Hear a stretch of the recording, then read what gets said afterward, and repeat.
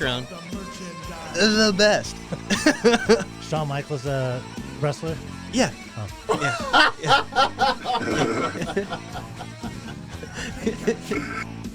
You didn't know? No. Oh, man. That's crazy, bro.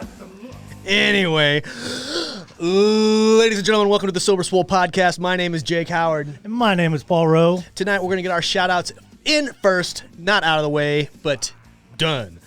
I'd like to give a shout-out to Gorilla Gains. That's gorilla-gains with a Z.com. They are not just an apparel company for you to wear in the gym. They are cozy and comfortable to wear anywhere. They also make great lifting apparatus to help keep you safe while you train.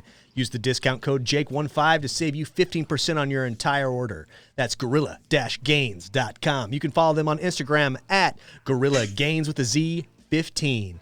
All right, give some more love to Royalty Nutrition. That's at Royalty Nutrition on Instagram and royaltynutrition.com. They are a supplement company that doesn't believe in using crap ingredients in their formulations. They use high-quality stuff to make sure that you're not taking BS into your body.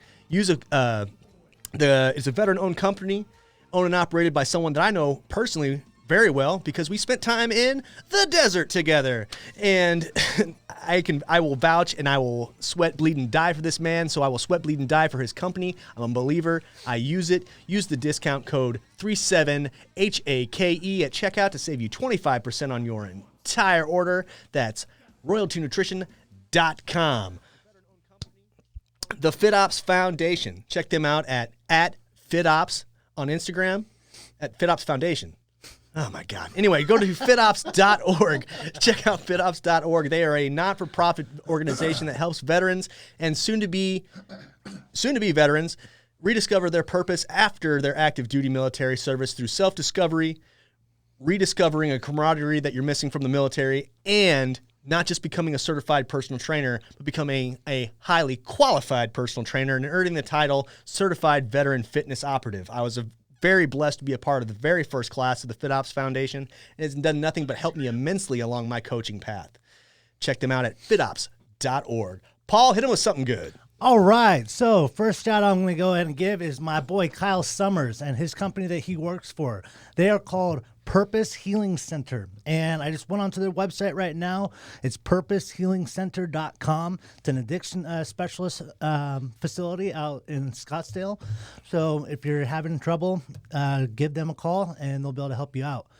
Also, part of that is the Pigeon Coop. Now, I've been told mixed stories that they're open, they're not open. So I'm on their website right now. The website is thepigeoncoop.org. And if you go to the menu, it has all the meetings like you can see right here. Yeah, there you go. Yeah.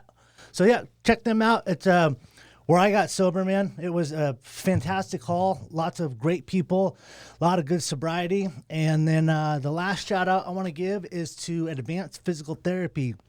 They're located in Gilbert off of Higley and Pecos. They are helping me restore my back, so I'm not having to go get back surgery and have some doctor cut into me, probably not knowing what he's doing.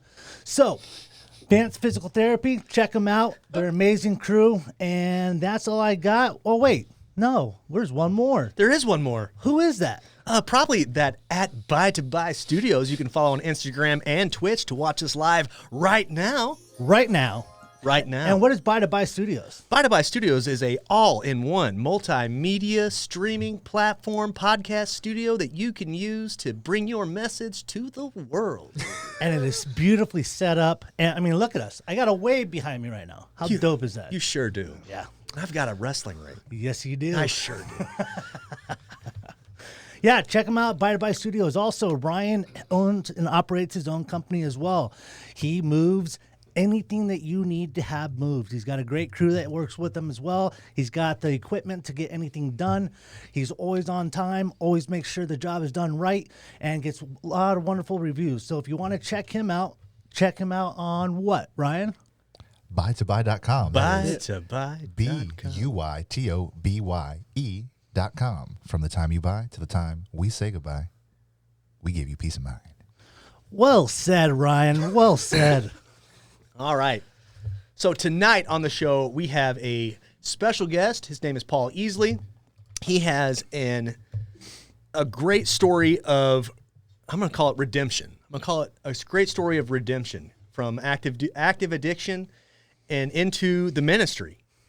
So, Paul, tell the people a little bit about yourself, man. First of all, thanks for the opportunity, guys. I really feel like I already know you. I watched a couple of your podcasts before I dove in just to see what I was dealing with. Oh, well, thank you. So I feel like we're friends already. So. But, my name's Paul, and I come from a background of addiction. I grew up with a single mom, 3 kids, loved us to death. She's still today my biggest supporter there is, will do anything for us. As life goes on, I get into high school, trying to fit in. I was in all the sports, just trying to be really cool. Just wanted to hear my names over the Friday Night Lights and just to be a star, just to be known, just to fit in. But just wanting to fit in would always just lead me to trouble, just because I was always what I call now a thermometer. I was always reacted to what was around me. And so if I was around hot people, I'd go hot. So if I was around cold people, I'd go cold. So I ended up getting a wrong friend group.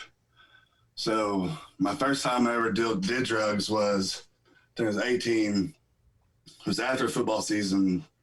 I just lost sports my senior year, so I was just trying to find my identity and things like that. And I was offered, I think it was a hydrocodone. And so he showed me how to do it.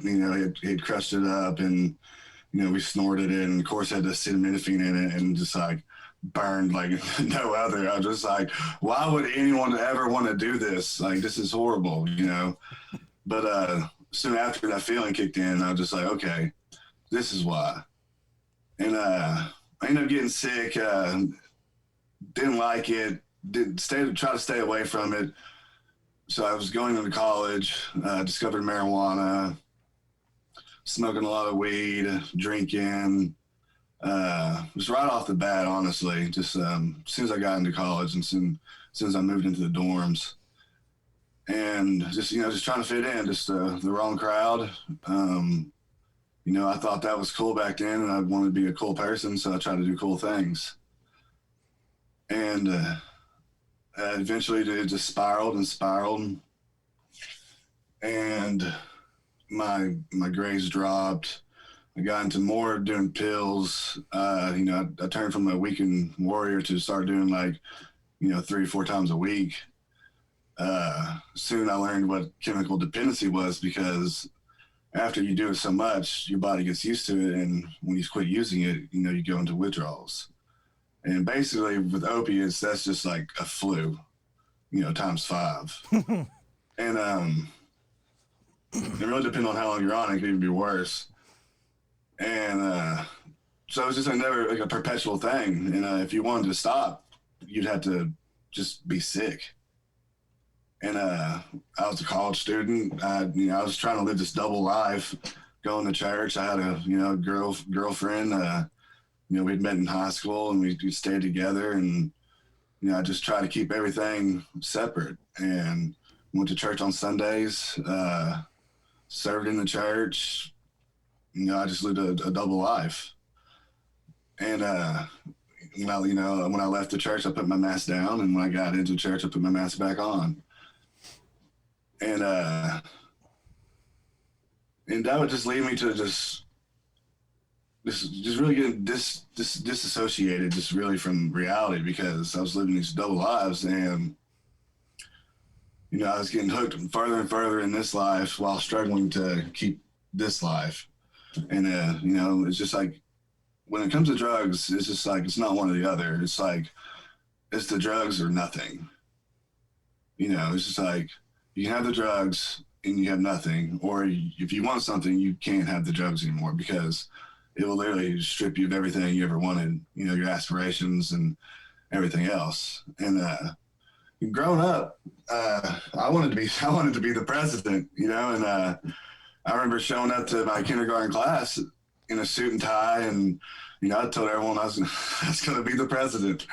And I had real dreams and aspirations. I didn't grow up. I wasn't born like this. Wanted to be like, I'm going to grow up to be a heroin addict, and which eventually would have led to, because my best friend, he had an older brother, and his older brother was a heroin addict, and his parents had just flown him in. Not flown him in, just got him to Central Arkansas because he was about to go to rehab. And, that's how it was ultimately introduced to me. It was through my friend and through his brother. And to me, it was just, I rationalized it just because, I said it's still an opiate. It's an opiate. And, just like trying to minimize what it really was. And what I really didn't know was we were playing with fire. This is a drug that will eventually take a lot of the people I love out of my life, and for good. I've been to more of my friends' funerals than their weddings. I'll tell you that right now, and that's a sad fact. And so I was introduced into it, and we did it. And I was living this double life. At this point, I dropped out of college because I couldn't keep my scholarship. I just didn't go to class. I just lost all my drive. I just wanted to party. And, just do the bare minimum, and which really still then wasn't enough. And so I decided I was going to step away. I was going to accumulate all the student debt and destroy my GPA and destroy all these things, because obviously I can't handle it. And so I just decided I was going to work, and I was working at the hospital at this time, and I was a GI technician, was a gastroenterologist. And so I did endoscopies and colonoscopies and cysters and those, and just worked throughout the hospital, really. So, which would eventually just like, wow, I was getting high during all this, right here, like at the end, like I quit the hospital because I knew I couldn't handle it anymore. I was getting high. I couldn't do both. I was like missing work. I was looking bad. So I just gave my 2 weeks, and this made it look like I was just moving on. In reality, I was just, I had to step away, and I had too much pride, too much shame and guilt just to admit to anyone that I really needed help. And which is ultimately a big downfall of mine, just being prideful, and just the stigmatism behind addiction. Because growing up, when I thought what an addict was just a homeless person on the corner, or what people refer to as junkies on the street begging for money, or people stealing and stuff like that. And in reality, like my first roommate when I got to rehab was a lawyer. He was a defense lawyer, and it blew my mind. And when he told me, I was like, "Oh, you're lying," just like, "You're just a drug addict. You're lying. This is what drug addicts do. They just lie all the time." But he said, "No, I really am." And he told me a story, and that's when it really clicked with me. He's like, "It doesn't discriminate. It just literally can happen to anyone." Yep. And so, sorry. Oh, you're cool. You're fine. So I end up just diving more and more into drugs. I was over at a friend's house, and we were doing heroin, and it's the first time I ever watched someone shoot up. And just the look on their face had just, I just saw how it changed, and that moment captured me, and it just had me wondering, just planting a seed. It's like, wow, does it really feel that good? Does it really feel that good? It looked like it felt good on the other guy. So, I mean, I was just rationalizing, trying to talk myself into it, and I was just too scared. And so fast forward, I finally get the courage or the stupidity, whichever you want to call it, to actually try it. And from that moment on, I was hooked. And so I had graduated from doing orally and just storing it and stuff like that to, intravenous use. And from that moment on, just my life spiraled out of control. it was just something I could not handle. I thought it was getting bad at the time, but I did not know where I was headed at this point. And I was probably at a close to half a gram to 3/4 of a gram a day habit, and it's very expensive. And so just trying to juggle all that, be in a relationship. Ended up getting married while I was a heroin addict. Still trying to hide the fact that I was a heroin addict. And obviously, it didn't last. You know, just over the past 3 years of our relationship, I just fell deeper and deeper into this drug use and had a lot of guilt, had a lot of shame. I did not want to admit to anyone that I had what I needed, which was help. And I didn't see a way out besides just to continue this path that I was on. And as long as I was on this path, I was going to at least feel good doing it. And so I just kept on doing drugs. And so fast forward 3 years into our relationship, you know, I can't hold a job. Always getting sick, always losing money, spending money on, you know, lying manipulators, whatever. And I had gotten, what was it? I'd lied about something. I got caught in a lie. And, you know, really that's when things started, like, you know, showing red flags and things, you know, that showed I was, like, in drugs use. Besides my deterioration, I guess, in my person, because I was a completely different person slowly. And as time went on, I was put in a situation which was inevitably like a pivotal moment in my life. This moment would lead to me getting arrested. This is January 1st, and I was arrested April 17th and charged with charges that ultimately faced a life in prison. And I was at the wrong place at the wrong time. And so they had kicked my door in. They said they knocked. Yeah. Door hinge says otherwise, but I mean, it's a bang, so I mean, technically, I guess, yeah, right? Yeah. Dad came to my house under suspicion that I was a drug dealer and all these other things. Searched my house. Did not find what they were looking for because ultimately I don't think I was this person that they were trying to paint me out to be. And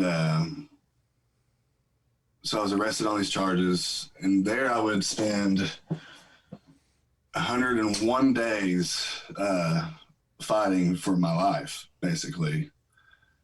I was granted a $250,000 bond, which is, if you're not, you know, I come from a middle-class family, and just myself, I was just, you know, I was a drug addict one, so I didn't have much money to my name to begin with. And that's an astronomical amount just to really gamble on, because if you know anything about the court system, you don't get that money back. And so, you know, let's pay $25,000 just to go back, you know, in prison. It just, you know, I can't ask my family that. And I had a wonderful group of lawyers that, to this day, I got a text from her moments ago before this. Just, you know, we talk, we're like friends all the time, and I actually help her get, you know, people like her clients connected in the recovery community and support systems and things like that.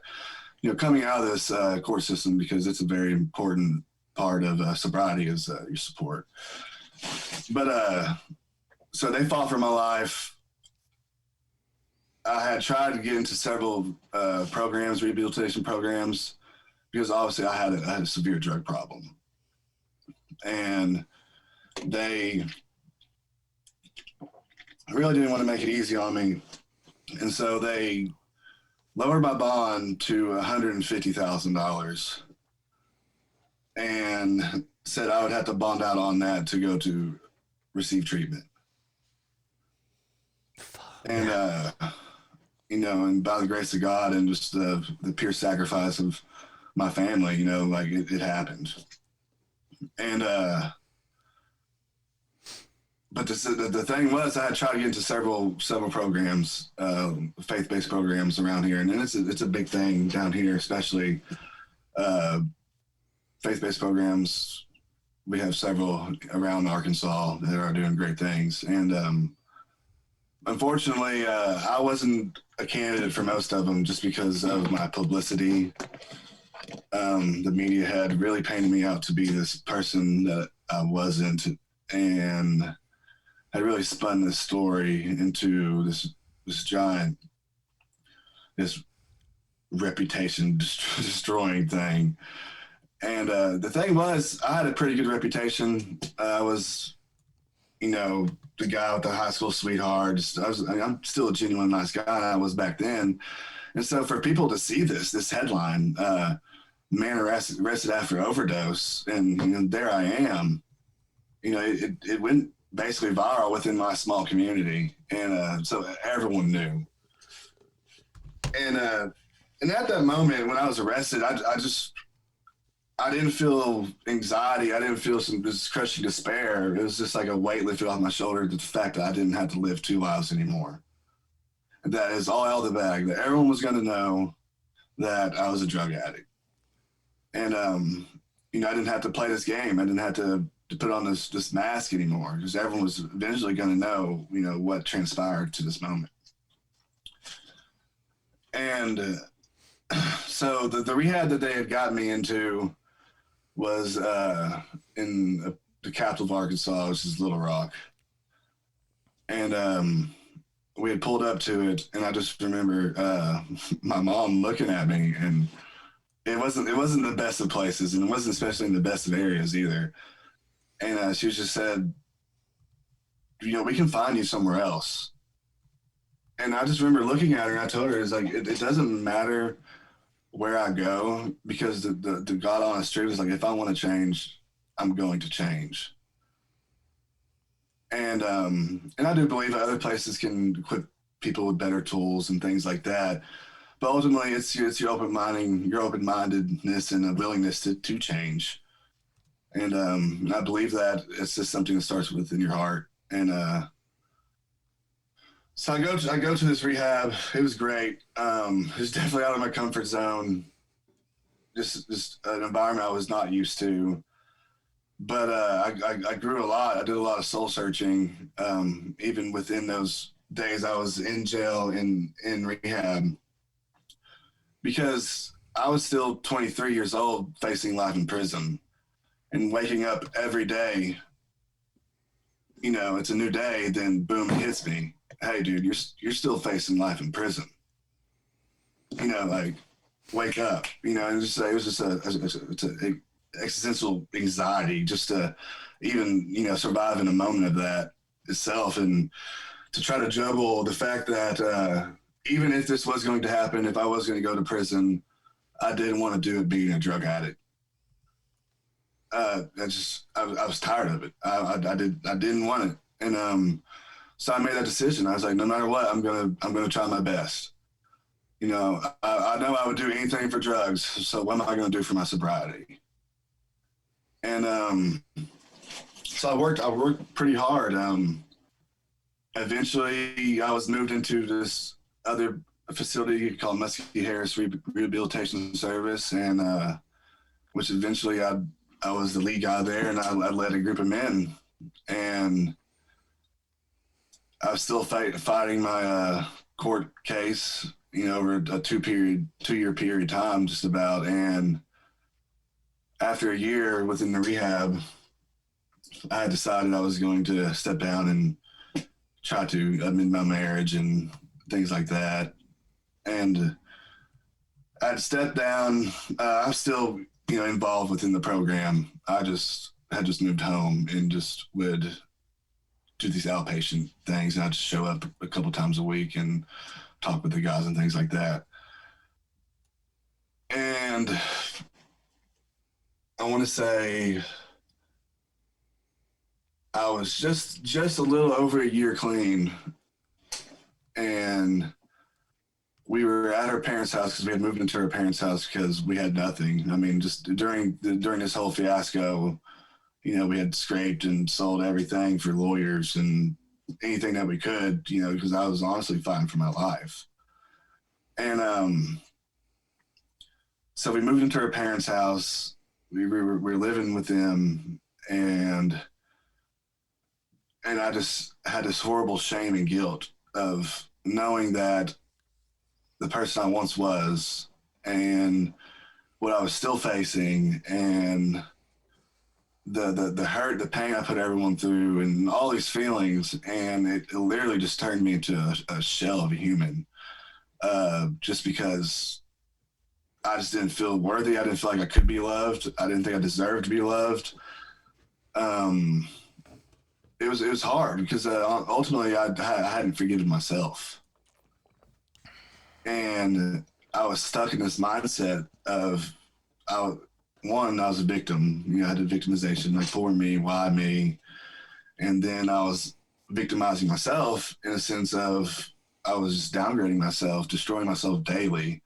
You know, I would load these things into a gun and pull the trigger and just tell myself I wasn't worthy of anything. I wasn't worthy of being loved. I didn't deserve this. I didn't deserve that.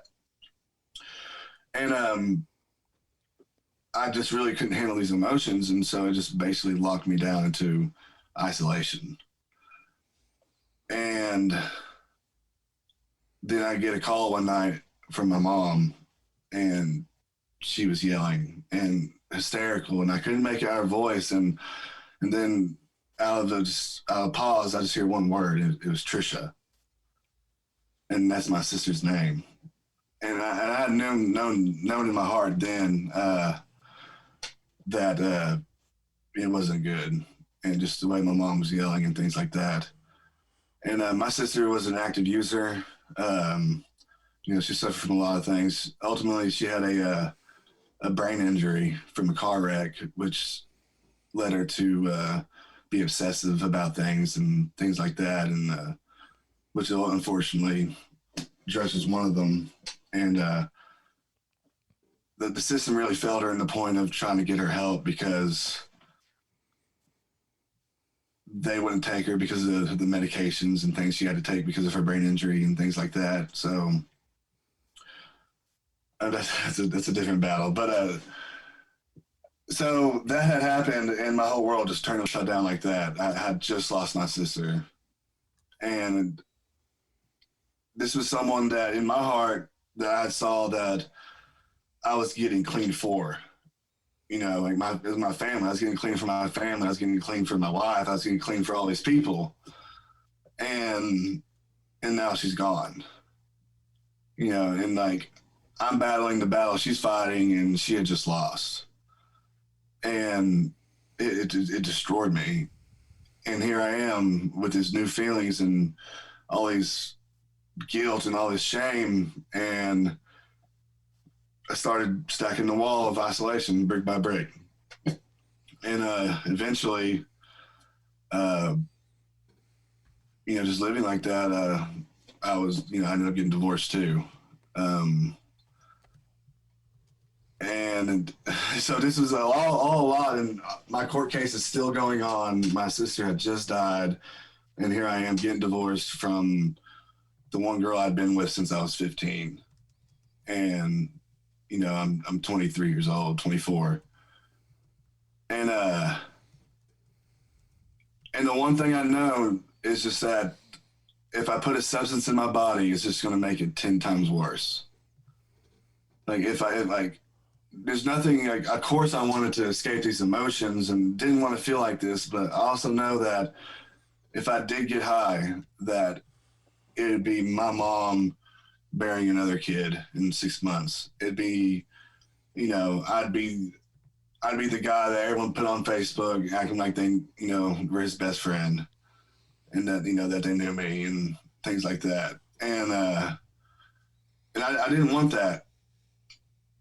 And eventually I had just had to restart my life completely again. And so I moved in with my parents, and their hospitality and generosity, and just never giving up on me throughout all this was definitely a saving grace, and I would not be here without them. And I was getting back on my feet. I was working. I was in recovery still. I hadn't used or anything like that, but it was just I was just holding on. I was what they call white knuckling it, and I wasn't doing what was sufficiently needed to maintain my recovery. So I was walking a thin and dangerous line, and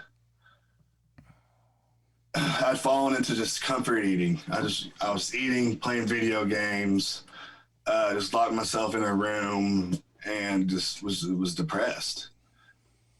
And I'd gotten to the point where I was like 330 plus pounds. Yeah, and I was just, and let me tell you, personally, fitness is a huge part of my recovery now. And I promise you, like, if you eat like that and you have that lifestyle, you're not gonna feel good at all. And if you're trying to feel good and be happy and things like that, I'm not gonna go behind the science on it, but fitness is definitely a way to go about that for people in recovery. Yep. Mm-hmm. And I say all the time, bodybuilding saved my life, and I mean that shit. Yeah. Yeah.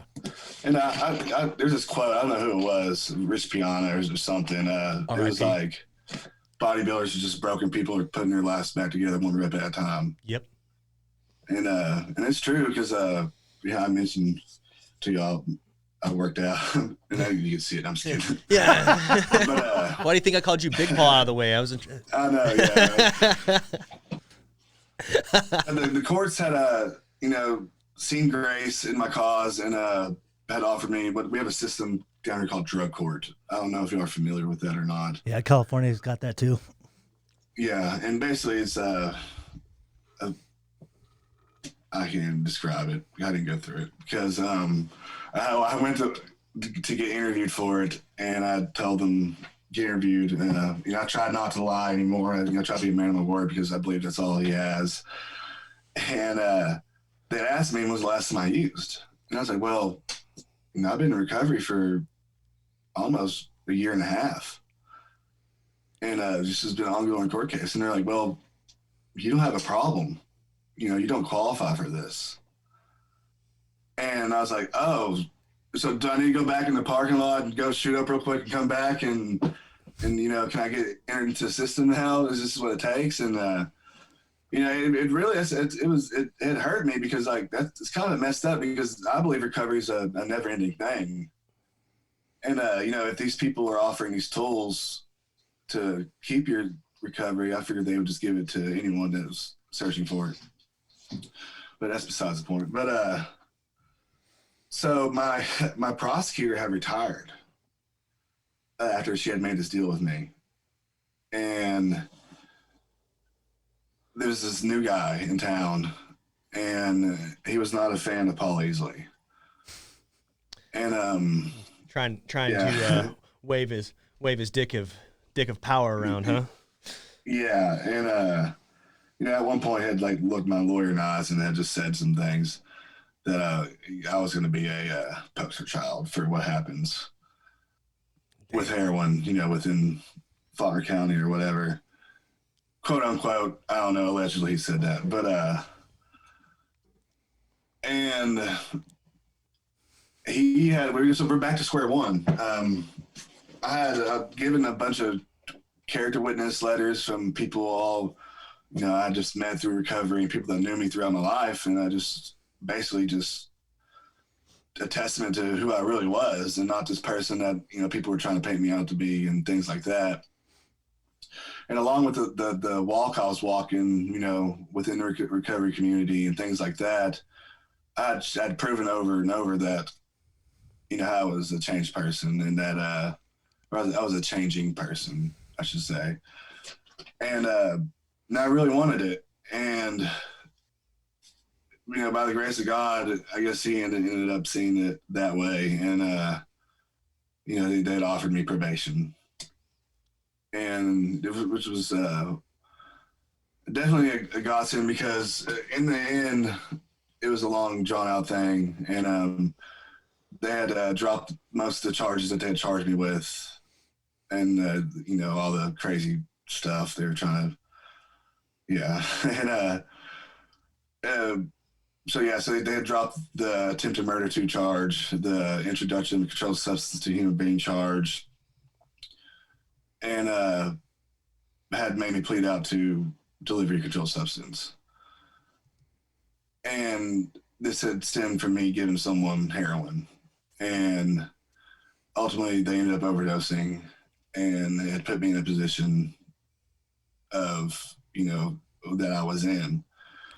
Which, hindsight being 2020, I do believe is God intervening in my life, because I know without a doubt today, if that did not happen, I would probably be dead. I would just be a statistic, and my mom would have probably had buried 2 children. And so they had offered me probation, and I'm juggling this new thing of, just dealing with the grief from my sister, my loss of marriage, and all these things. And I was fat, and I just did not feel good about myself and, where I was at in my life. And I decided I was going to get a dog. And now he's not in here, but I was looking online, and I met this guy, and he breeds these dogs, and he was a duck hunter. And I told him I was interested, and I told him some of my story, how I was recently divorced and whatnot. And he eventually offered me. He's like, dude, when I was divorced, I'd got my dog, and it was the best thing that ever happened to me. He's like, you have to come get one of my dogs. He's like, I'm not even saying this like I'm trying to sell it to you, like you don't have to buy my dog. He's like, dude, but you should go and get a dog. And I just kind of laughed at him, because I couldn't even take care of myself, let alone another living, breathing thing. And lo and behold, he had talked me into it, and I drove 3 hours to get this dog. And I had promised myself I wasn't going to subject him to the lifestyle I was living to. And which it eventually ended up me being on a path of trying to better myself. So we started going on walks. Yeah, he is my buddy. So he goes everywhere with me. If I can take him, he's going. And he's not famous, but people just know it's him, because I drive a very distinctive Yukon too, and he's always hanging out of the window, and he's just like a town celebrity.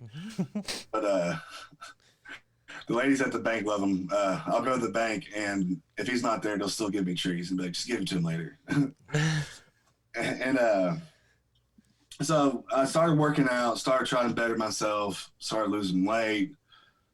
And ultimately, I had just felt this emptiness that I just couldn't feel. And for the first time in a long time, I decided I was going to do a devotional.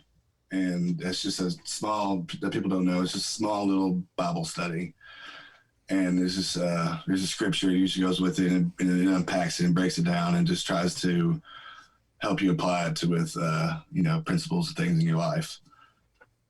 And so I started hiking, and every time I went to the top of a mountain, finished a hike or got to the view, I would do my devotional.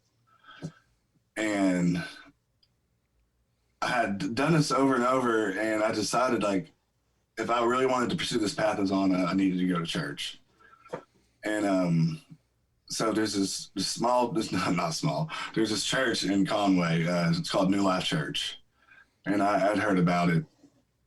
And I just decided I was going to go there, because I worked on Sundays, but I worked on Saturdays too, but the service they had on Saturdays lined up just right when I got off. And so I'd get off of work covered in tire grease, from elbow to elbow, just dirty. And I would walk in this church, and I would sit like somewhere in the back by myself. And honestly, just listen, just honestly like listen, you know, with my heart for the first time, that these words that people were trying to speak to me, and just I read the words in the Bible for the first time and actually just like wanted to understand them. And I would just silently cry in these pews. You know, God was just moving in my heart. And I had known that once again, I wanted to pursue this path. I wanted to serve within the church. And I just wanted to be part of something bigger than myself. And the thing with recovery is I always believe, like, if you want to keep it, you have to give it away. Like, you know, that's the selfish part about my recovery. And that's why I share my story so much, because, like, I only keep my axe sharp is because I sharpen it by sharing it with other people and things like that. But so I get in church and I know I need to serve, and that's only on Sundays, really. And so I was working for my family. I went to my uncle and I said, hey, I can't work on Sundays anymore. And I understand, like, if you have to let me go, you know, I understand. And he was like, no. He's like, why? Well, he asked me, he was like, why? And I said, because I want to go to church. And he said, okay, it's done. He's like, don't worry about it.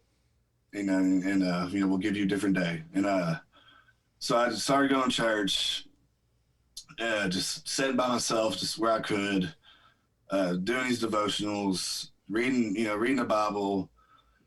And what really stuck out to me was, just like with recovery, like, I realized I needed community. I needed to be surrounded with people with the same like-mindedness and goals that I had. And we have a thing called life groups. And there's a young adults group, and it's just people from out of college up into their, you know, until adulthood, you know, get married and have kids and things like that. And just people from all different walks of life, just here with the common cause of pursuing Christ. And there's a message board in the beginning of every service, and it says text blah, blah, blah to this number. And it'll send you like a text message with the info and a link and just, you know, giving you all these things. And I saw it for life groups, and so I texted it. And they sent me a link, and I submitted a form, and they told me about Connect, and it was like a Connect class, and basically what it was is like a church offers it just to try to help you connect you within the church. And I signed up for it, and I missed it. I think something had happened, and I couldn't make it, but I really wanted to get connected to the life group, and so I had messaged they made an Instagram page or something like that, and I said, hey, I really want to get connected. You know, what do I need to do? And they're like, well, we're having an event tonight. Can you be there? And I really wasn't expecting that. And I was just like, yeah. I said, if there's a will, there's a way. And once again, in my mind, it popped up. It's like, you know, what am I going to do for my recovery? What am I going to do for my goal or whatever I'm pursuing? Because I know what I would do for drugs. And so I went. And I remember I sat in the parking lot because I was just nervous. You know, I was a newly believer, even though I'd been in church my whole life, but like I was honestly a newly believer because the time I'd spent in my church, it was just because I had to. It was a chore for me. It was just a routine. It was a ritual. It wasn't something I enjoyed. It was just because my heart wasn't there. And that was just the fact of it. And I texted my friend. I said, man, if you don't tell me to walk in, I'm not going to walk in. I just can't do this. And he was like, do it. And so I walked in, and I walked in, I wasn't trying to be awkward, but I just stood there, and my pastor now, which is one of my best friends to this day, Avery Rodriguez, great dude. And he just accepted, you know, open arms and just took me in, and had just seen some people that I knew in my past were there, and it just instantly clicked. And, you know, I'd never felt more accepted in my life. And where eventually I would just dive in with Christ, and he would just just moved more and more in my heart, and I got baptized. And I decided I was going to get baptized. I was just going to, this is going to be my outward dedication of what I already accepted in my heart. This is my first step as being a disciple that I wanted to be. And from that moment on, I decided I was just going to pursue Christ with all that I had. And so I started serving within the young adults group in the church, and any opportunity moment I could, just being the goofy person I am, just trying to bring a little light to the darkness in this world. Everything's a little too serious sometimes. And I would just ask, can I take the trash out? Can I sweep the floor? Can I do this? Can I do that? And just anything to get me involved. And eventually I was asked to help lead the men's group. And I remember we were at a restaurant. We go out to eat a lot, especially in the South. Like, if we're hanging out, food's involved. And for the first time, I told them my story. And they were shocked. They were like, are you kidding? I was like, no, this really happened. And they're like, wow, I would never thought. I never thought that was you. The guy that I know today, I would never thought, that you were that person. And ultimately, it shows you like what Christ can do for you. And so I decided I was going to share my story on Facebook. And I love writing. I love just artistic things, I guess, creativity things. And I had wrote out my testimony basically, and it went semi-viral. You had a lot of people interested in it. I didn't think that many people would care for it, but it blew up pretty big. And at this time, I'd get connected with a lot of recovery people within the community, and we were just started hanging out and meshing and just like growing this circle of recovery more and more and more, I felt like. And I was approached by Laura Monteverde. She's a news anchor here in Arkansas. Okay. Awesome, amazing person. Her mission is ultimately to spread awareness about this opiate epidemic that's going on and the lives it's taking. And it's a personal fight for her. And she uses her platform at any moment she can to share the hope of recovery. And she had heard my story, and she told me about the series she does, Dear Younger Me. And basically it's someone writing a letter to their younger self, and it's like, what would you say to your younger self? And boy, did I have something to say, Dear me. Yeah. Heroin is bad. Yeah. And no, I mean, people told me that my whole life, and I still did it. It was right. Just, I would probably want to get higher sooner if I would have heard that. Man, that Dare line is so upset with everybody. Yeah.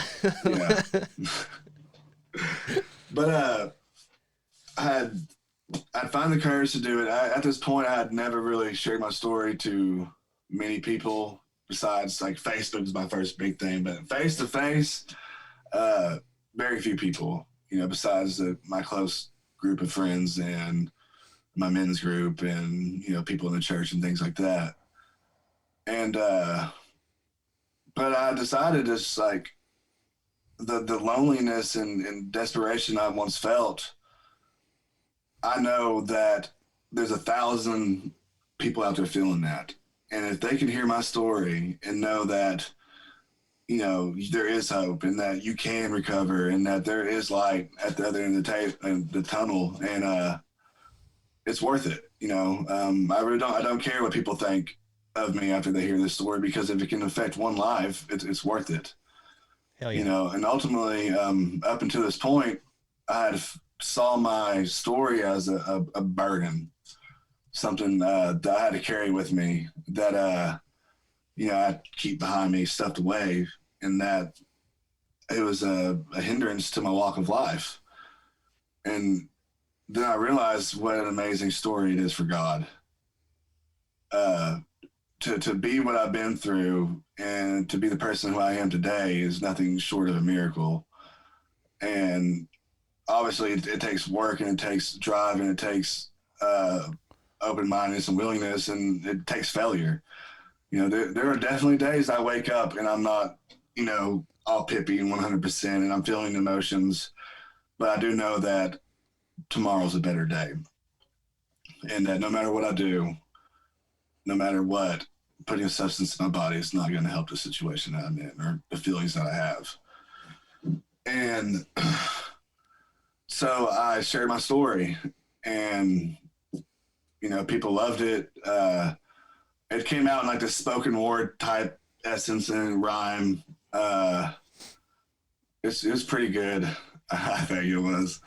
I might sound a little arrogant, but it had a lot of good feedback, and I know it impacted a lot of lives, because after that, I started getting messages from people seeking help. You know, like I want to help. How do I get into rehab? How do I get connected? You know, what's my first step? What can I do? And then like I started getting more and more messages, and it's just like, you know, I felt honored that anyone would ever think that, you know, they could come to me and, you know, trust me enough and have enough, you know, enough courage to even admit that they need help to someone else. And through my recovery, I had just met a lot of cool people. So Arkansas has a thing called peer recovery specialists, and they're all people with background of addiction, and they use their lived experience to help other people. So Jimmy McGill, he's was hired for the infrastructure to build peer recovery by the Arkansas governor. Like the first felon to be hired by the Arkansas governor, and I think he had like 31 felonies or something like that. And you know, he came from a past addiction, but he's on fire for recovery and helping people tremendously. And he builds a system of just addicts with lived experience helping addicts out of addiction. And I had met several people, you know, they're called peer recovery specialists, PRS. And I met Kyle Brewer, and he's the first peer recovery specialist to be hired by a hospital. And so his job is, he works in the ER. So anyone that comes in with an overdose or anything like that, he will, you know, after they've been treated and they're in the room, you have to be held for so long, he'll go in there and he'll share his story with them and tell them all the state resources and their options if they do want help with treatment and things like that. And it's obviously not always well received. You know, there's nothing like a heroin addict just got hit with Narcan mad because he's in, you know, withdrawals and he lost his high. And but you know, he's planting these seeds, and you know, he's changing these people's lives, and it's just really cool. And so I've met pastors and recovery directors of programs, and ultimately, like through these connections, I've been able to help get people connected with recovery, put them, you know, with other people just for a support system and things like that. And the things that we're doing in Arkansas is nothing short but amazing. And so shortly after my interview, my friend Avery, my pastor, had approached me and had asked me if I ever thought about doing ministry school. And at that time, I had just applied to UCA, it's University of Central Arkansas. They have a substance abuse program, and I really thought that was where I wanted to go. But for some reason, something in me just decided, like, I think you should try this. You know, I really think that the story that you've been given is meant to be shared, and it's meant to help other people. And so from that moment, I decided I was just going to dive in and just let the Lord use me how he could. And so I'm in my second semester of ministry school. I get to hang out with these cool people called M18 Recovery. That's a reference to Matthew 18, and that's, you know, Jesus leaves the 99 to save the one. Nice. And yeah. And there's a great guy. His name's Blake Polston, Ashley Polston. They're a couple, and they're doing great things in Little Rock, and they're changing a lot of lives. And I'm honored just to be able to just go by, hang out with the guys sometimes, and just show them that there is life after recovery. That and the point is, what I like to tell the guys is like, sobriety isn't about not doing drugs. It's about building a life for yourself that you no longer want to escape from. And ultimately, that's what we're trying to do. But without a good support system and people in your corner and things like that, it's hard. You know, if you want to be a lone wolf and think you can do it all by yourself, and I'm not saying it's impossible, but I'm saying we're definitely better together. And so if you're an addict and you're struggling with addiction, or you're in recovery, just reach out to your people and just talk to them. And because you're definitely not alone. Trust me. There's millions of us out here. You're not the only black sheep. There's actually whole herds of us, believe it or not. Yep. And I like that analogy. Yeah. And there's nothing that you've done that no one else hasn't done, really. And that you shouldn't be ashamed of it, and that there is opportunity and hope for you to recover. And that just ultimately comes down to the one decision if you want it or not. But yeah, that's basically it. So now in ministry school, I work with the company, Ember Millworks. We do commercial cabinetry and residential cabinets. It's really awesome. I love doing it. It's weird because I always just say, Jesus was a carpenter. And yeah, just a little church joke. But and I just been connecting with people and just trying to further myself, and just I shared my story on Twitter and get a message from the Swole guys right here. Hey. And asked me to come on, and I was very interested, and I thought it was awesome what y'all were doing, and I like how y'all sharing stories, and the fact that y'all had the same background, and just out here just sharing hope. Yeah, I mean, that was so initially how Paul and I came up with this is I wanted to do a podcast because I think the idea of it is great, especially if you have like a story to tell or stories to tell.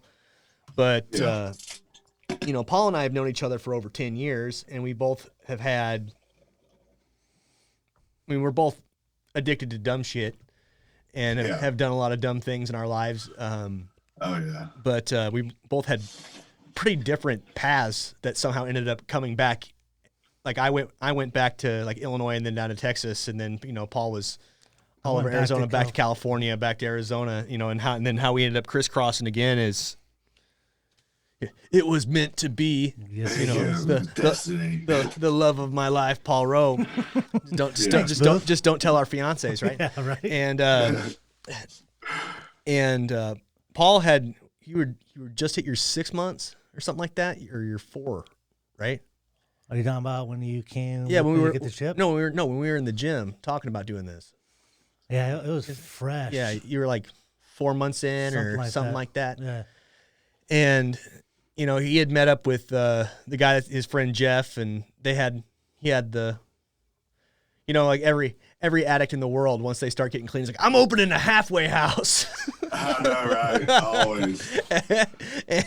and yep. I was like, cool, man. Let's do it. Let's do a podcast about it, and life has gone back and forth and taken us in different ways and stuff, but the thing I really wanted to have you on specifically is because I really don't know too much about opioids and opiates and heroin. That Paul does. I've sniffed an oxy or two, done some hillbilly heroin where you scrape it and crush it, boil it and shoot it.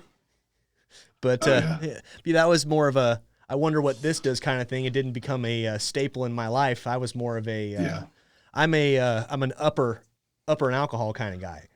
Yeah. So I know a lot more people that are more open in their recovery walk when it comes to heroin and opiates and stuff. I think it's a lot of people that have, unless they get like some serious like methamphetamine crap going on. Yeah. Have you noticed that too? Or do you... I mean, like, I don't want to say some of them get some do get in a permanent mind state sometimes from overuse. But I've also seen fanatics. There are fanatics out there.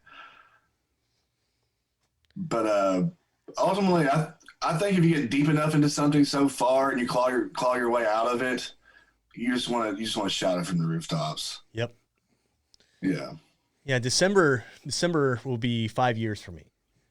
Wow, that's awesome, dude. That's even weird to say.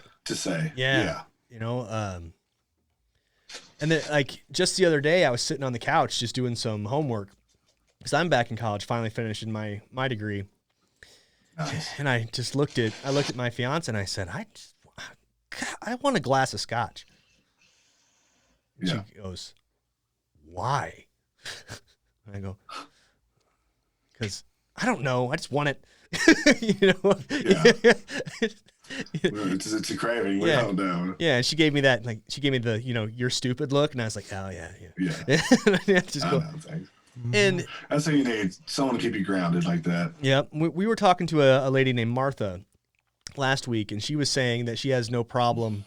She has no problem being around alcohol and stuff. But if someone ever like brought cocaine around, she'd have a hard time saying no. And it's like, I'm the exact same way with that. Like I worked in a bar when I was out in Texas. That was no problem. I was a bouncer and bar back, and I got to witness, dumb drunk idiots being dumb drunk idiots, and I was like, oh yeah, I don't want to do that. But exactly. Someone lays a fine pile of Colombian Bam Bam, little South American shaken powder.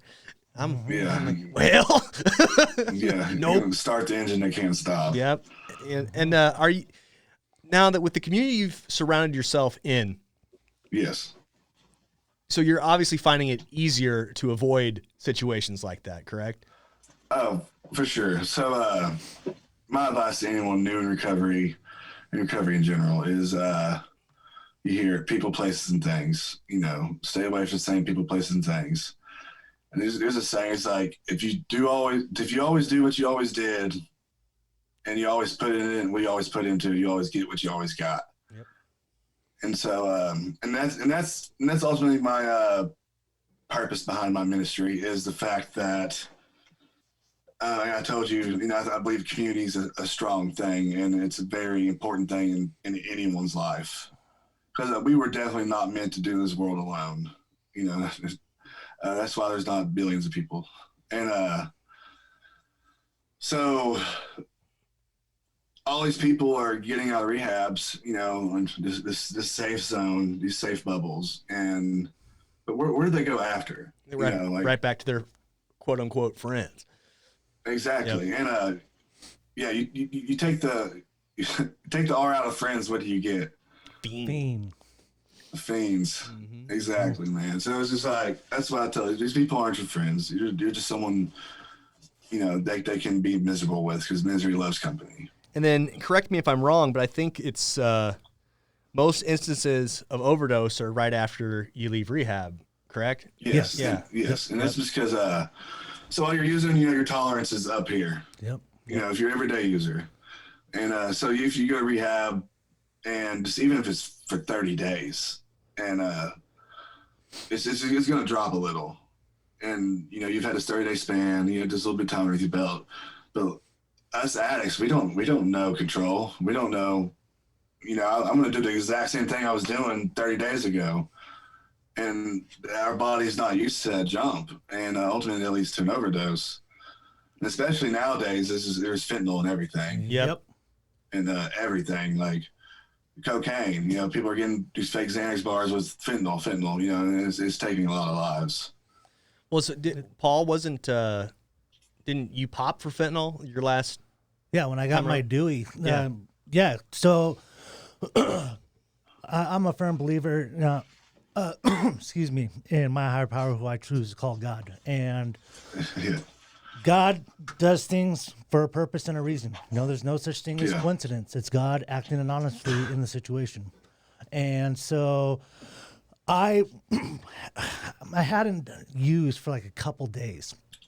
And finally I had some money, so I got some perk 30s because that was my favorite thing. And then heroin was the second. And so I'll never forget, my fiance was going to go out. And so, Yeah.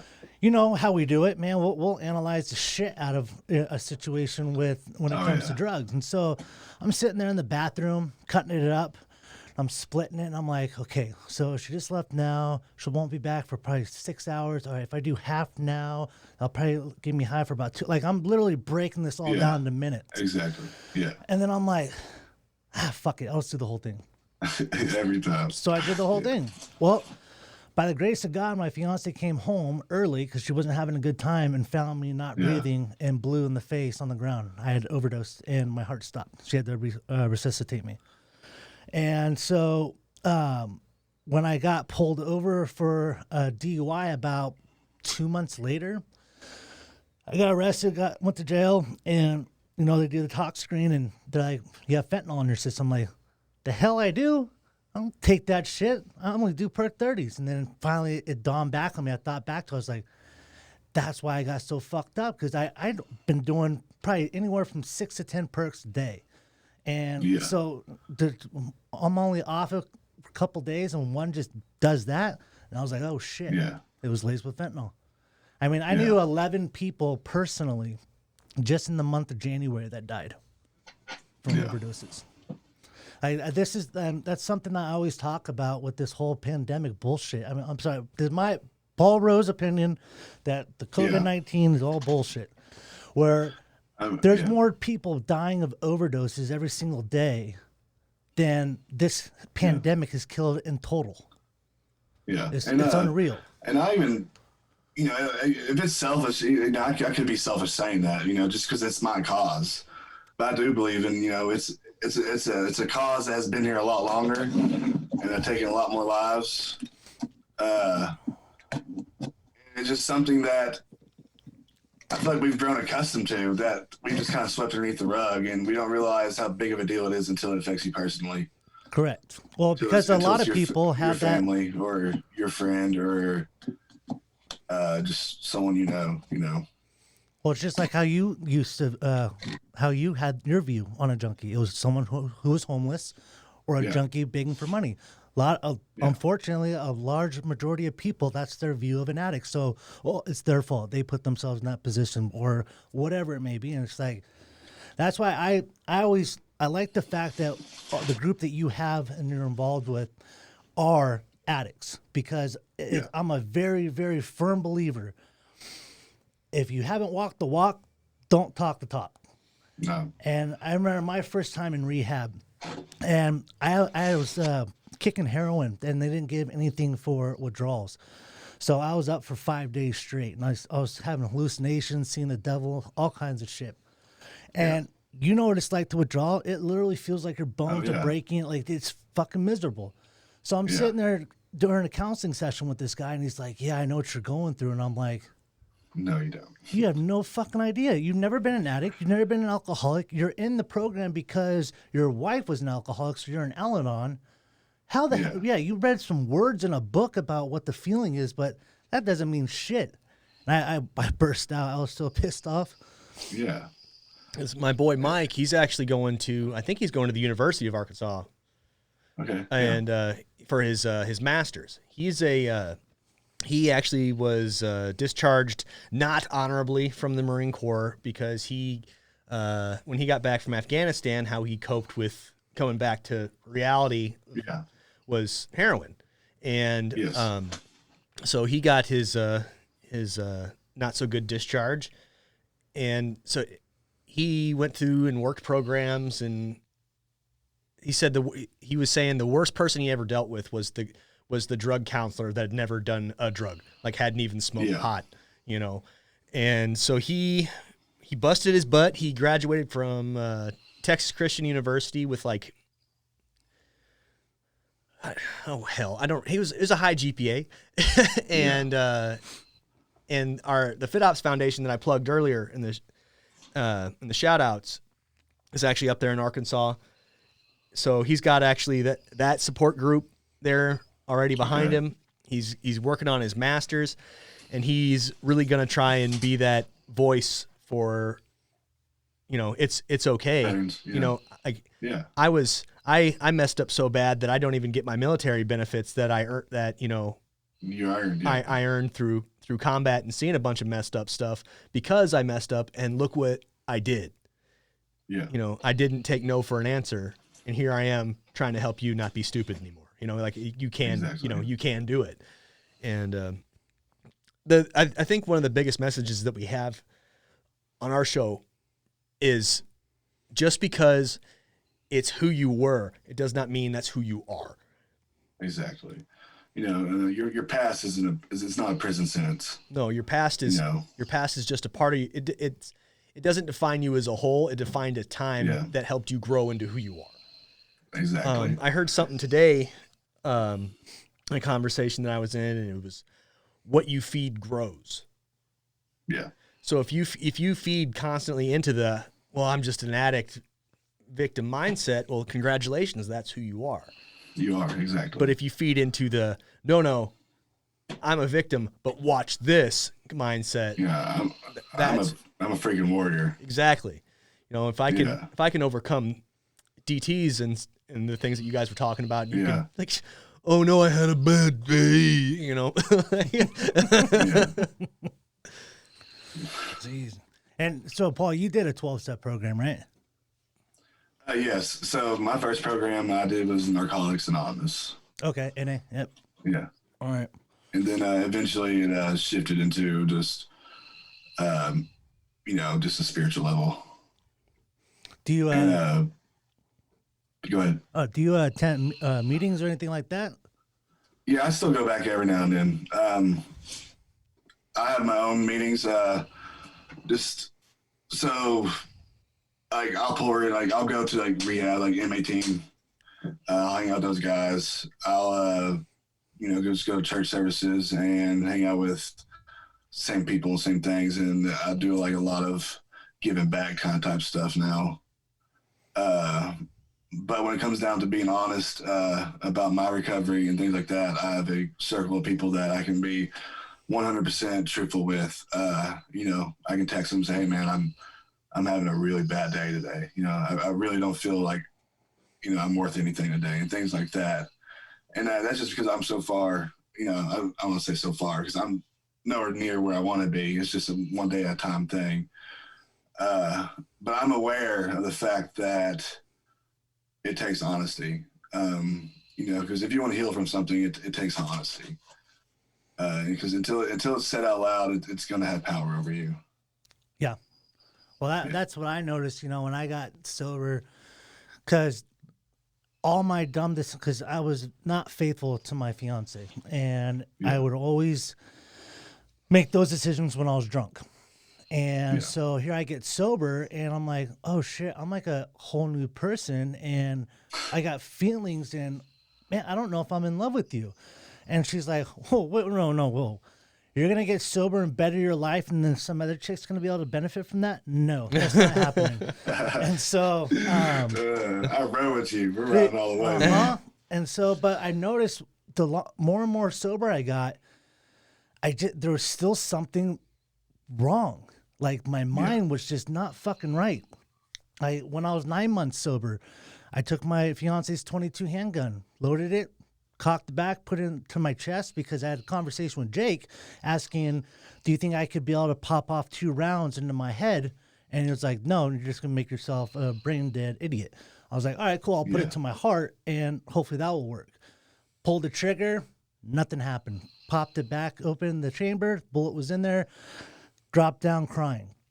And then I blew it 18 months of recovery in June and attempted suicide and ended up in a loony bin. And now I'm so grateful that happened, because turns out I was severely depressed and manic bipolar. Yeah.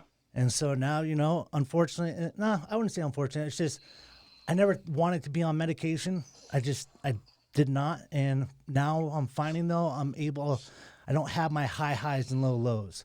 Because man, Yeah. when you were sharing your story, dude, me and you are so freaking similar. It's insane. And I have the same mindset as you. And I'm just happy now that I'm able to conversate and not have to be worried about, God, Paul, did you sound like an idiot? Paul, you're such a moron. Stop doing because I have the biggest hammer that anybody can have, and I will for sure. whip the shit out of myself. Oh yeah, man. It's just man. Early on, and the thing was like with fitness, I had horrible body image issues, and because I was an athlete in high school and in college, and just working out all the time and things like that. But once when I got fat, I hated myself. I had hated what I'd become, not only what I was, and then who I ended up being, and now here I am, fat and just miserable and depressed and all these things. And I would lift. I remember with each lift in my head, I'd be like loser, fat and things like that. Just like destroying myself, and just like it wasn't learned. It wasn't until I actually learned to love myself and forgive myself and know the fact that like each day is about being better than you were yesterday, and eventually all those days add up. I ended up losing 105 plus pounds. Yeah, man, it's like a day and night transformation. It's crazy. And I've actually been out of the gym this past 3 weeks because I wrecked my motorcycle. Oh. Yeah. And I was dressed for the ride and not the slide, let me tell you. Well, and better than that arm being gone, bro. Yeah.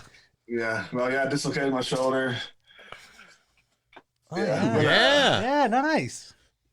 Yeah, so I ended up just like Brittany's popping gonna it back Brittany's in gonna see this and tell me I can't buy a motorcycle. Walked back home, and it's like as an addict, man, it's not an excuse. So you should go to the doctor. I'm 100% not saying you should not go to the doctor, but I don't ever want to put myself in situations to get high, and and I know me. I know if I go in the ER room and I'm in pain, and the doctor said, hey, let's give you some morphine.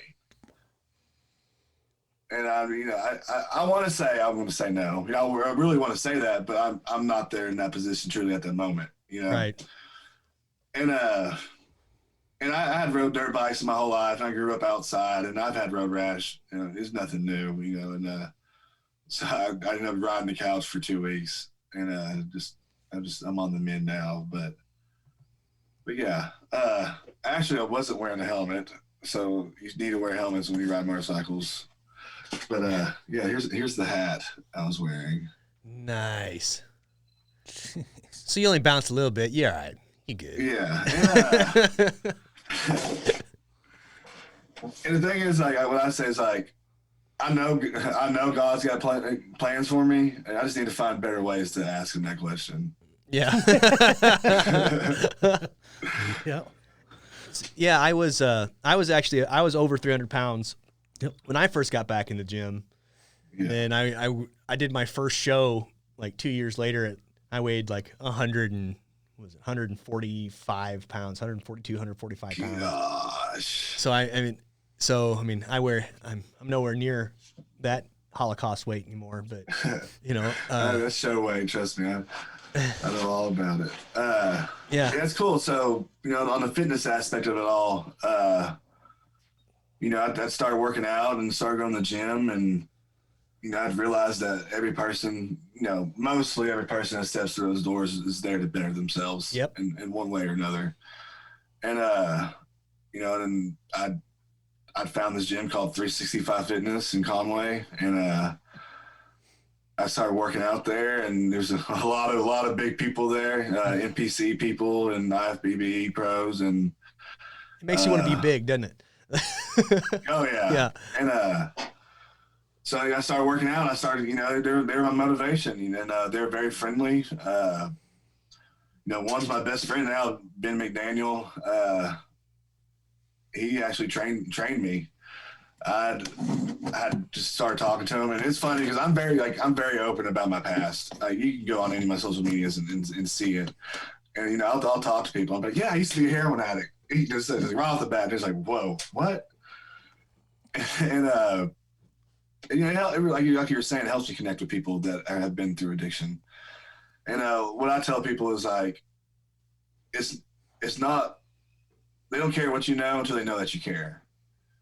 And, you know, we're not some people that have sat behind these desks and just read these books about it or watched this trial or went to a convention and heard a study on it or whatnot. Like we have been through it, you know, we have climbed in this hole that you're in and we have clawed our way out. And, you know, I will gladly jump down there with you and we will figure this out together if you want.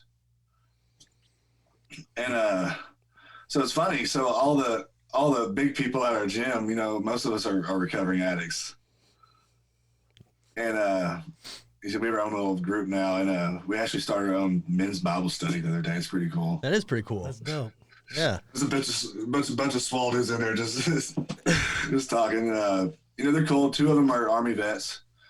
You know, they struggle with their time and their deployment and things like that, and fitness has been a huge part in their coping too. So it's really cool. You know, I like how good passions bring good company. So well, we did one of our first episodes was we called it was trading addictions. Yep. Yeah. And it was basically talking about replacing the discipline of finding and using your specific drug of choice with the discipline of here's my nutrition regimen, here's my training regimen, here's how I have to do to make this happen. And that led, you know, that's why I would always say bodybuilding saved my life, because man, when I first got back into the gym, I was living in my buddy's garage because the job we had where I made a boatload of money in the oil industry, you know, oil crash, so I didn't have that job anymore.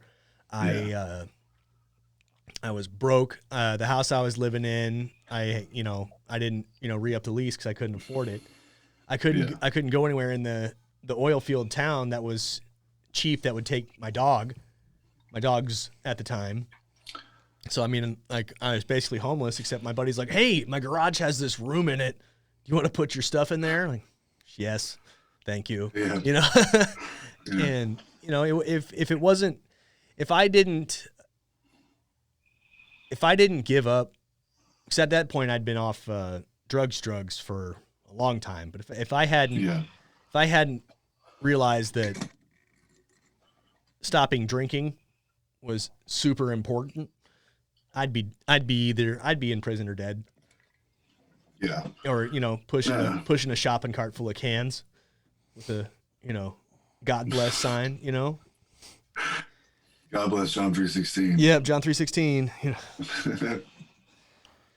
But there's so many people like that, and like I've talked to other bodybuilders before, and there's not one sane bodybuilder, whether it's an addict or they were abused, or you know they're fighting some sort of eating disorder or a combination of it all. Good God, we're just a group of broken people that like to have a good time with heavy shit. Exactly. Yeah. See, I had go ahead. Okay. What I was gonna say is just really it's mental fortitude. That's what recovery is, and that's what bodybuilding is. You're fighting against yourself. It's your discipline, and it's your routine, and it's how far you're going to push yourself and things like that. And I like how it all translates together. It all meshes. A lot of the principles are pretty much the same. It's like, how hard are you really going to work for it? You know, and how much do you want it? Are you going to be surrounding yourself with the same people, like mindedness and goals? Because you know, the people that I hang out with are, you know, just my fitness friends. I have different circles, my church friends and things like that. But, you know, I'm definitely not hanging out with this old crowd or people that aren't going to better me. And there's a Bible verse, I can't quote it word for word, but it was Proverbs something 220, I don't know, 23:2 or something. It's as iron sharpens iron, so does one man another. Yep. I probably totally got the scripture part wrong, but that's what it says. And I believe in that. And if you want to be great, I believe in surrounding yourself with great people. 27:17. Yeah, 27:17. Here you go. I got you, man. I got this Google machine up in front of me. Yeah. Yeah, as iron sharpens iron, so one person sharpens another. Yeah. And I think it goes to like, I think it's called the law of the lid. And I just say we're all sixes, just our leadership traits or just whatever. And if we surround ourselves with 5s and 4s and stuff like that, we're never going to be that 7. We're never going to be that 8. If we're hanging around with 10s, we're going to get there. We're going to be the 8, 9, and 10 because, we're hanging out with people with the same goals and they're where we're at. Yep. And I firmly believe in always connecting with someone that is a little bit further ahead of you in life. Yes. Like a mentor is what they call it. Just because, like I said, lived experience is worth a lot more than anything else. I agree. Best thing that ever happened to me with my with my personal training career and my my prep coach career was I worked at I talk about this gym every week, but I worked at a big gym in Georgetown, Texas called the House of Games, and I met so many legitimately great trainers. Yeah. Some of them not great people, but great trainers. And, I had the ability in this old Albertsons grocery store that had been transferred into this huge ass gym where I could watch these people work. Yeah. And I could, hear their conversations they'd have with their athletes. And I could, and we'd bounce questions back and forth. I'll shout Celinda Hong out. I love that woman to death. She made me feel more comfortable than anybody there. She was like, "Oh, you're training here? Welcome." And I talked to her still to this day, and I haven't been back there in over 2 years. Most of my athletes are still in Texas, actually, but you have to find people that are better at what you want to do. Exactly. And I'm not saying steal, but I'm kind of saying steal. No. Yeah. Like take what they do and what's made them so successful, even like in their recovery or in their ministry or in their life, and be like, okay, but how can I do that with my own twist on it? Yeah, exactly. Like not everyone's going to be Billy Graham, right? Exactly. But Billy Graham was a very famous, what would you call it? He was a preacher, but evangelist. You're gonna call him, he was what's it? He's Billy Graham was the leader of the cult, right? no. Oh, never mind. My bad. No, Billy Graham, he was basically the driving force behind the Christian revival of the 70s? Yeah, just about. Yeah. Somewhere around there. Okay. Yeah. So he was like he didn't run like a mega church. He just went from like place to place kind of thing. He wasn't tube full of demons. What's that dude's name? You know what Joel I'm talking? Osteen? No, Joel Osteen was the guy that wouldn't let people into the church during the Houston flood. Oh gosh, yes. No, you know who I'm talking about? That crazy televangelist. And he was like, Jesus wanted me to have a private jet because flying. Yeah, Rolls Royces and stuff like that. I know what you're talking about. Yeah. Whatever. His name's not worth mentioning, but he's a bag of trash. There's people that will use religion. They'll use use religion. They'll use the gospel, and they like. If you ever listen to them, they don't ever actually like preach the gospel either. Yeah, they're pandering to the people. They have a hard time saying Jesus. It's weird. Yeah. Yeah. But yeah, they'll get you. And be like, and if you want to further our ministries to help us bring more people to God, you got to get out that checkbook. Mm-hmm. Call me. Yeah, exactly. Call us with that credit card number. I'll send you some anointed oils to prevent the COVID. Yeah. Oh man, have you seen that little clip? It's like, I don't know, some old pastor, and he's just like, COVID. And he just like blows into the mic. That's what I'm talking about. That's the Tube Full of Yeah. Demons guy. Yeah. Okay, yeah. I'm blowing the COVID away. Yeah. Honestly, I had talked about this with someone earlier, and like, after the COVID thing, a lot of churches shut down too. Yeah. And it shook a lot of things up. But the fact is, it's like, I believe in now, like, as a believer in Christ, I haven't had more opportunities now than ever to share Christ with people. It's true. It's created a lot of opportunities to get my foot in the door and to talk to people and just to genuinely ask them, like, what can I do for them? Can I pray for you? And, make this connection for them. And I like, because our church, man, we have this thing called City Serve. And I don't know if you ever heard of like all these like Amazon and Sam's, they'll have these pallet of like returned objects or like, crush boxes and stuff like that, and they'll auction them off. Yeah. Well, these get donated to our hub, our little City Serve hub.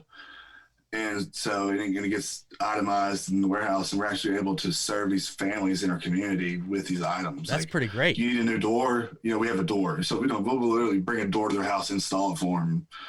You need a new microwave TV or something like that. I'm just not saying not everyone gets TVs, but it's just like, we're just meeting people's needs. And, if we can, and that's pretty cool. That's way cool. Yeah, that's awesome, man. Yeah. And that's the stuff that you don't hear about. There's always like the church is stealing, tax the church. What does the church really do?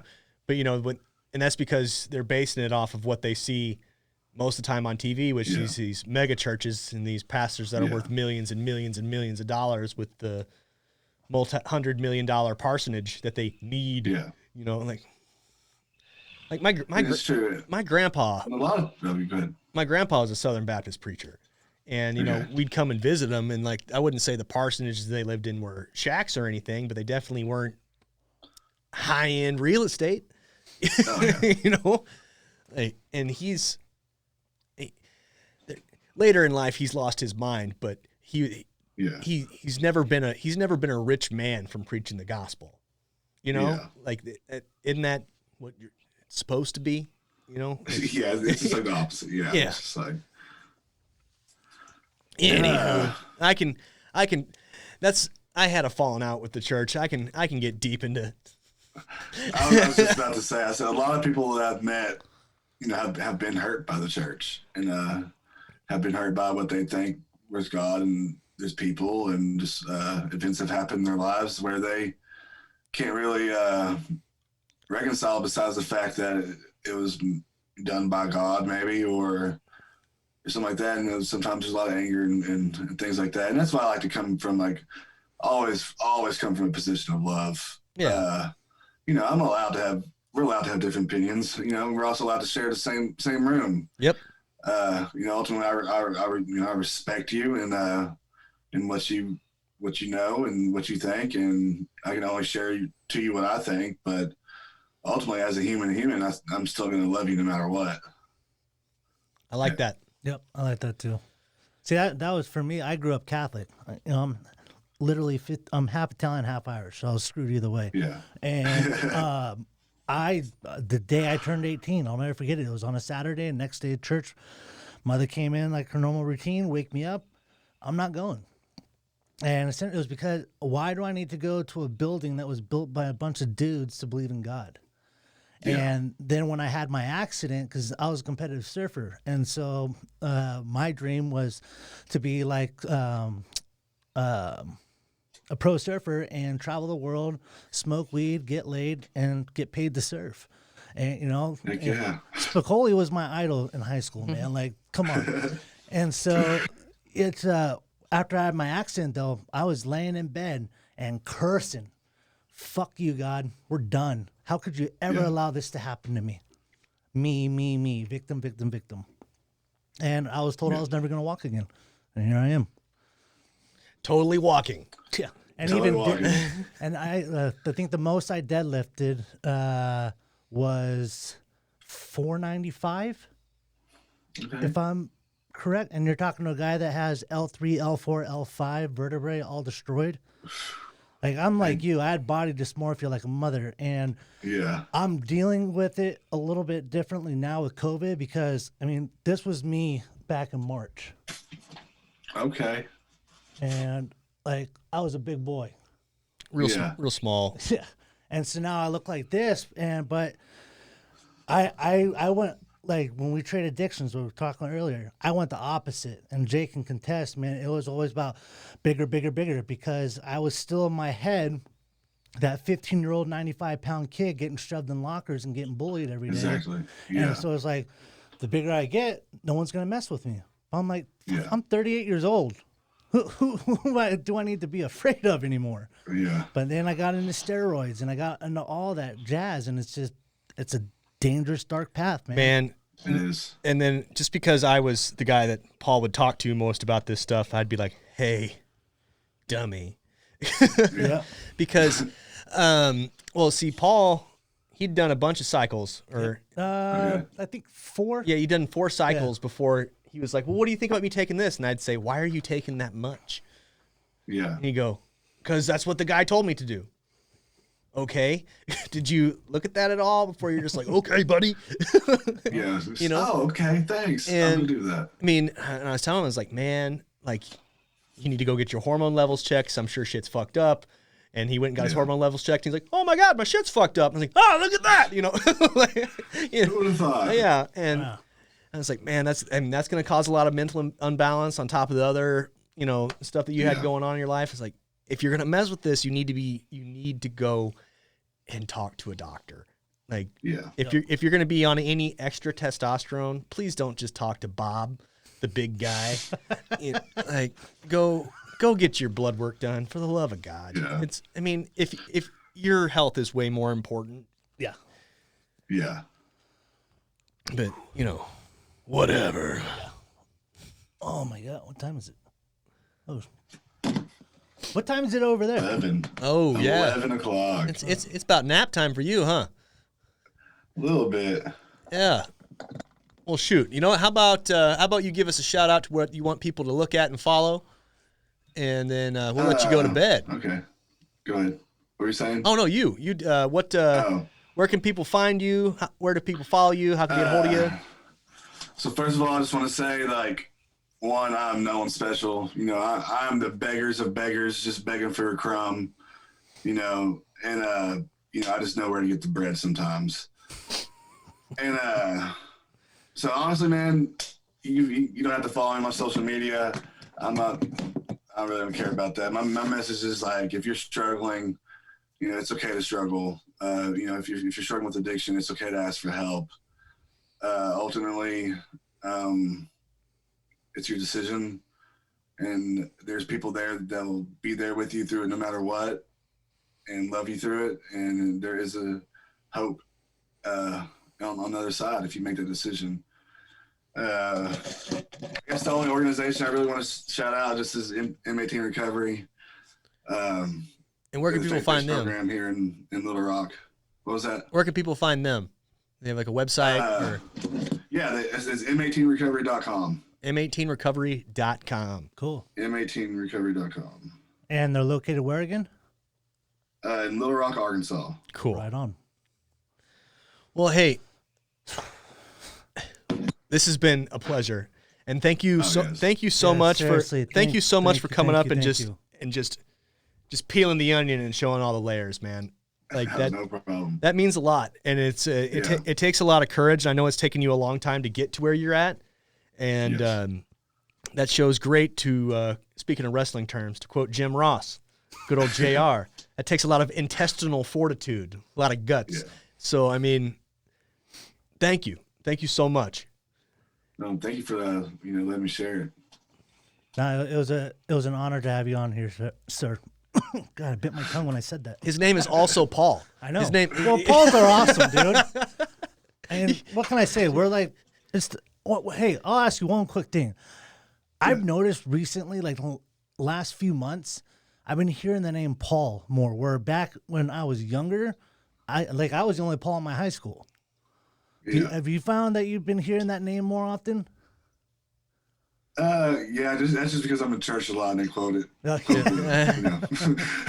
No, but really, no, not really per se. Okay. But I'll hear like ball or tall, and I was like, "You say my name," Oh, and that's basically it. right But, on.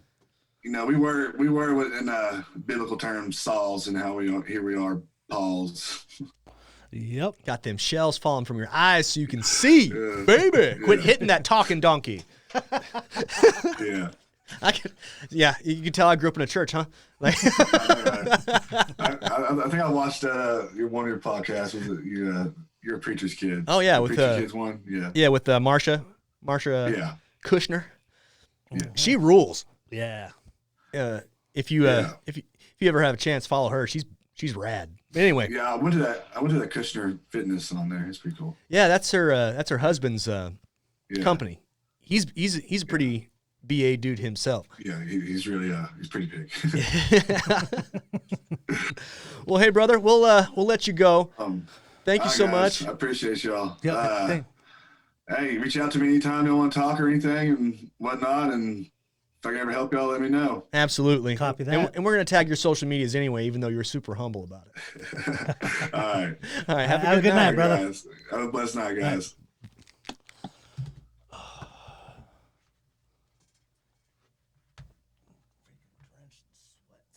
Where's the daggone thing? Beep boop. We're still live though. We're still live. You're good, man. You're good, man. No big deal.